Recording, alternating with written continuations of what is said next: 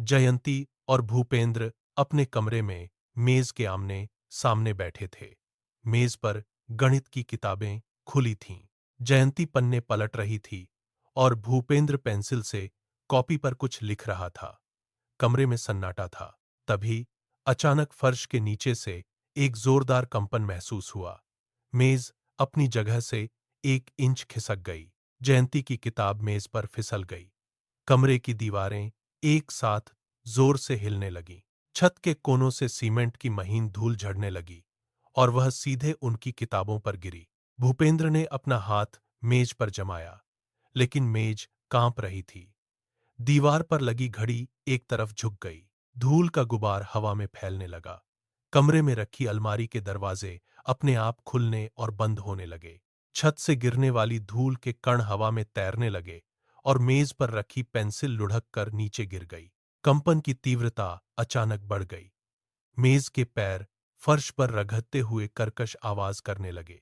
जयंती ने मेज को कसकर पकड़ लिया और अपनी पूरी ताकत से चिल्लाई, भूकंप, बाहर निकलो। उसकी आवाज कमरे में गूंजते हुए दीवारों से टकराई। भूपेंद्र के हाथ से पेंसिल छूटकर फर्श पर गिर गई और दूर जा लुढ़की।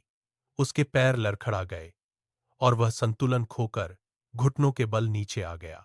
इसी बीच उसे अपनी शिक्षिका के शब्द याद आए, घबराओ मत, सुरक्षित स्थान ढूंढो। उसने चारों ओर देखा। खिड़की के कांच थरथरा रहे थे। भूपेंद्र ने तुरंत जयंती की ओर हाथ बढ़ाया और उसका हाथ मजबूती से पकड़ लिया।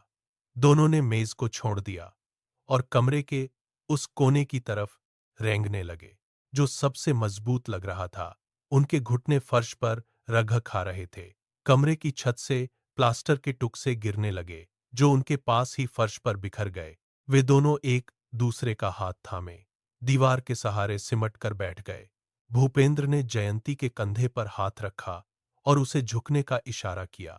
कमरे की अलमारी एक तरफ झुक गई और उसके अंदर की किताबें धड़ाम से जमीन पर आ गिरीं।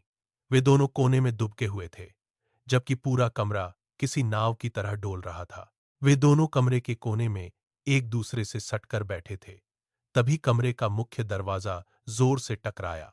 उनकी बड़ी बहन तेजी से अंदर की ओर दौड़ी। उसके चेहरे पर स्पष्ट चिंता थी और उसकी सांसें तेज चल रही थीं। उसने कोने में दुबके जयंती और भूपेंद्र को देखा और तुरंत अपना हाथ हवा में लहराते हुए चिल्लाई, मेज के नीचे मत छिपो, यह सुरक्षित नहीं है, तुरंत बाहर निकलो। उसकी आवाज में एक सख्त चेतावनी थी, जिसने कमरे की गूंज को काट दिया।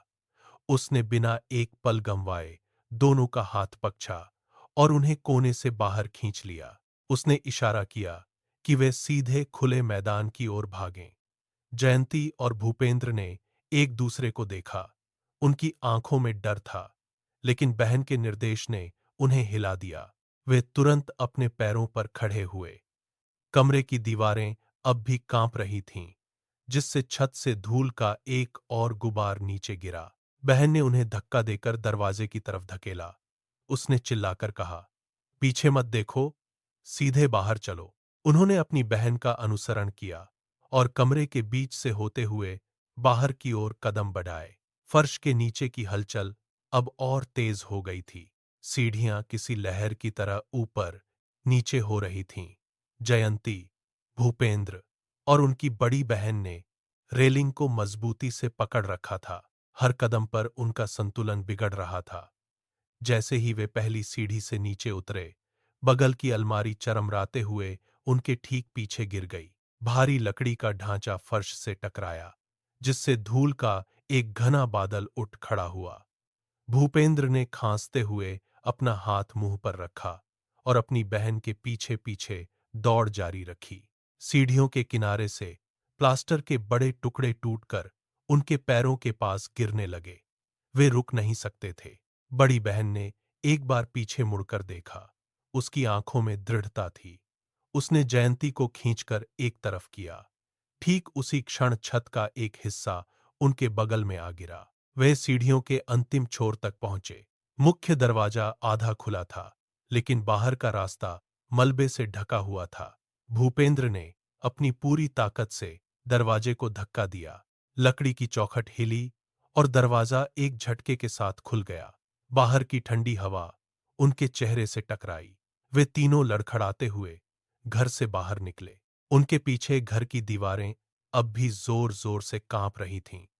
वे बिना रुके खुले मैदान की ओर दौड़ पड़े, जबकि उनके पीछे से घर के अंदर गिरने वाली चीजों की गूंज सुनाई दे रही थी। मैदान के बीचों बीच जयंती और भूपेंद्र अपने माता पिता के पास पहुंचे। माता पिता ने उन्हें अपनी बाहों में भर लिया। चारों ओर सन्नाटा था। केवल दूर से आती हुई मलबे की आवाजें सुनाई दे रही थीं।